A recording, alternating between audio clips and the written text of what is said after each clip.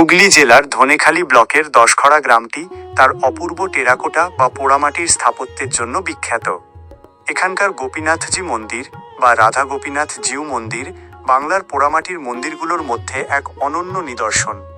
এই মন্দিরের টেরাকোটা শিল্পের কিছু প্রধান বৈশিষ্ট্য নিচে দেওয়া হলো। ১. ইতিহাস ও স্থাপত্য শৈলী। প্রতিষ্ঠা: মন্দিরটি 1729 খ্রিস্টাব্দে 1651 শকাব্দ স্থানীয় জমিদার সদানন্দ বিশ্বাস প্রতিষ্ঠা করেন। গঠন: এটি একটি পঞ্চরত্ন শৈলীর মন্দির, অর্থাৎ এর বাঁকানো ছাদের ওপর 5টি চূড়া বা রত্ন রয়েছে। মন্দিরের সামনে 3টি খিলানযুক্ত প্রবেশপথ রয়েছে। 2. টেরাকোটা ফলকের বিষয়বস্তু। এই মন্দিরের দেওয়ালে খোদাই করা পোড়ামাটির ফলকগুলো অত্যন্ত সূক্ষ্ম এবং বিষয়বৈচিত্র্যে ভরপুর। রামায়ণ ও মহাভারত। মন্দিরের কেন্দ্রীয় খিলানের ওপর রাম ও রাবণের যুদ্ধের দৃশ্য অত্যন্ত নিপুণভাবে ফুটিয়ে তোলা হয়েছে। এছাড়া রামায়ণের বিভিন্ন কাহিনী এবং কৃষ্ণলীলার দৃশ্য এখানে প্রাধান্য পেয়েছে।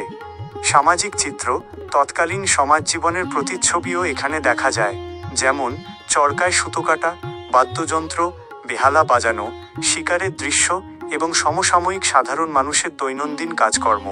পৌরাণিক ও ধর্মীয় চিত্র: দেবী দুর্গা, মহাদেব এবং শ্রীচৈতন্যের নগর কীর্তনের দৃশ্য এই মন্দিরের অলঙ্করণে স্থান পেয়েছে। মৃত্যুলতা বা কল্পলতা।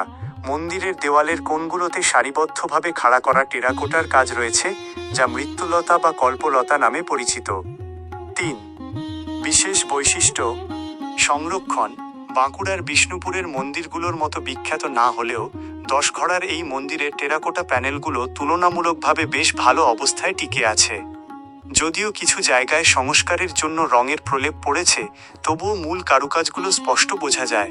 ইউরোপীয় প্রভাব: বিশ্বাস পরিবারের উত্তরসূরি এবং গ্রামের অন্য এক কৃতি ব্যক্তি বিপিন কৃষ্ণ রায়ের পরবর্তী সময়ের কাজগুলোতে, যেমন ক্লক টাওয়ার বা সংলগ্ন অন্যান্য স্থাপত্য, কিছু ইউরোপীয় প্রভাব দেখা গেলেও গোপীনাথজি মন্দিরের টেরাকোটা সম্পূর্ণভাবে বাংলার নিজস্ব লোকশিল্পের ধারা মেনে তৈরি।